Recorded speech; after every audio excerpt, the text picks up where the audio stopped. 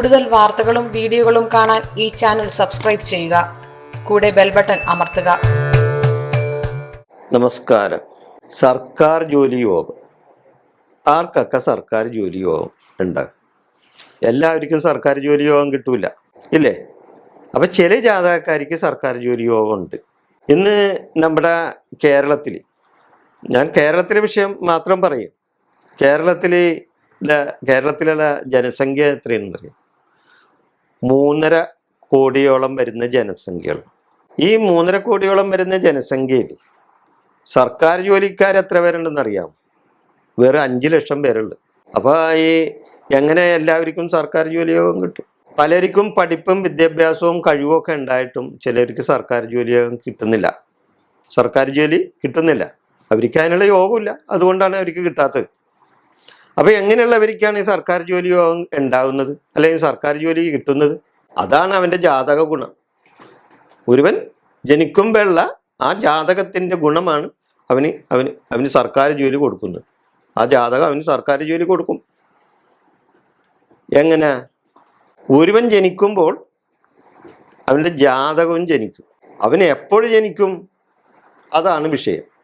അതായത് ഒരുവൻ തൻ്റെ മുൻജന്മത്ത് ചെയ്തിട്ടുള്ള പുണ്യ പാപ കർമ്മങ്ങളുടെ ഫലം അനുഭവിക്കാനായി ഈ ജന്മത്ത് രാശികളെല്ലാം ഒത്തുവരുന്ന ഒരു സമയം, ഗുണമാണോ ദോഷമാണോ അത് അനുഭവിക്കാനായിട്ട് രാശികൾ ഒത്തുവരുന്നൊരു സമയത്ത് രാശിചക്രത്തിൻ്റെ നടുവിലിരിക്കുന്ന സാക്ഷാൽ ദക്ഷിണാമൂർത്തി അമ്മയുടെ ഗർഭപാത്രത്തിൽ നിന്നും കുഞ്ഞിനെ പുറത്തേക്ക് തള്ളേ. നീ പോയി കഴിഞ്ഞ ജന്മത്തിൽ ചെയ്ത പുണ്യപാപ കർമ്മങ്ങളുടെ ഫലം അനുഭവിച്ചു വാ കുഞ്ഞെന്നും പറഞ്ഞാണ് നമ്മളെ പുറത്തേക്ക് തള്ളുക, ഗർഭപാത്രത്തിൽ നിന്നും പുറത്തേക്ക് തള്ളിവിടുന്നത്. അപ്പോഴാണ് അവൻ്റെ ജാതകം ജനിക്കുന്നത്. അപ്പം നല്ല ജാതകത്തിൽ ജനനം ഉണ്ടായാൽ രാശികളെല്ലാം ചില സ്ഥാനങ്ങളിലൊക്കെ ഒത്തുവരുന്ന സമയത്ത് ഉള്ളതാണ് അവൻ്റെ സമയമാണെങ്കിൽ, ജനിച്ച സമയമാണെങ്കിൽ അവന് സർക്കാർ ജോലി യോഗം ഉണ്ടാവും. അല്ലാത്തവർക്ക് സർക്കാർ ജോലി യോഗം കിട്ടൂല. എല്ലാവരും സർക്കാർ ജോലി തന്നെ കിട്ടിയിട്ട് ജീവിക്കണമെന്നില്ലല്ലോ. ഇപ്പം നമ്മൾ കേരളീയർ കഴിക്കുന്ന ആഹാരം എന്തുകൊണ്ടാണ്? അന്നാഹാരമാണ്, ഇല്ലേ? ഈ അന്നാഹാരം നമ്മളുണ്ടാക്കുന്നുണ്ടോ ഇവിടെ മുഴുവനും? ഇല്ലല്ല. ആന്ധ്രക്കാരും ഹരിയാനക്കാരും അങ്ങനെയുള്ള മറ്റ് സ്റ്റേറ്റുകളിൽ കർഷകർ പാടത്തിറങ്ങിയാലാണ് നമ്മൾ അരിയാഹാരം കഴിക്കുള്ളൂ. അപ്പം സർക്കാർ ജോലി യോഗം അല്ലെങ്കിലും ജീവിക്കാൻ വരുമാനമുള്ള ഒരു ജോലി കിട്ടിയാൽ, അല്ലെങ്കിൽ ഒരു ജോലി ചെയ്താൽ അത് നല്ലത് തന്നെയാണ്. അക്കാര്യത്തിൽ സംശയമില്ല. ജാതകത്തിൽ ഉള്ള ചില ഗ്രഹങ്ങളുടെ സ്ഥിതി ഞാൻ പറഞ്ഞല്ലോ. ആ സ്ഥിതി വരുമ്പോഴാണ് ഒരു സർക്കാർ ജോലി കിട്ടുന്നത്. അപ്പം ജാതകത്തിൽ ഗ്രഹങ്ങൾ ചില സ്ഥാനങ്ങളിലൊക്കെ ഒത്തുവരുന്ന സമയത്താണ് സർക്കാർ ജോലി യോഗം ഒരുവന് വരുന്നത്. അപ്പം എങ്ങനെയുള്ള ജാതകങ്ങളാണ്?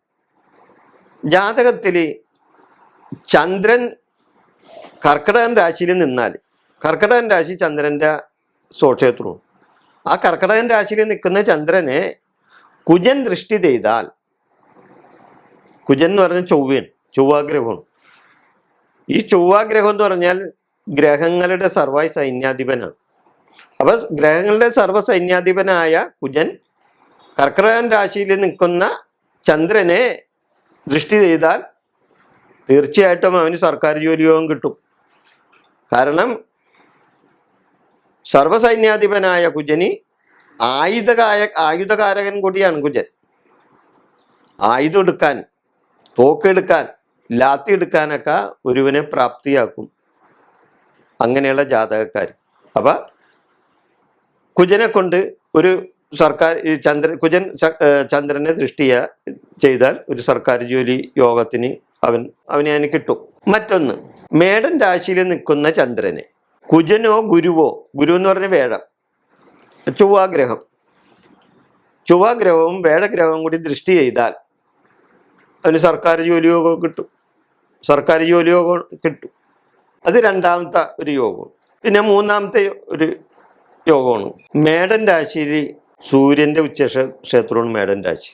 അപ്പൊ സൂര്യൻ ബലവാനായി 10ാം ഭാവത്തിൽ നിന്നാൽ, സൂര്യൻ ബലവാനായി 10ാം ഭാവത്തിൽ നിന്നാൽ ഒരുവന് സർക്കാർ ജോലി കിട്ടും. 10ാം ഭാവത്തിൽ നിന്നാലോ 10ാം ഭാവത്തിൽ അംശിച്ചാലോ 10ാം ഭാവമായിട്ട് ബന്ധപ്പെട്ട് സൂര്യൻ നിന്നാലും ഒരു സർക്കാർ ജോലിയുണ്ട്.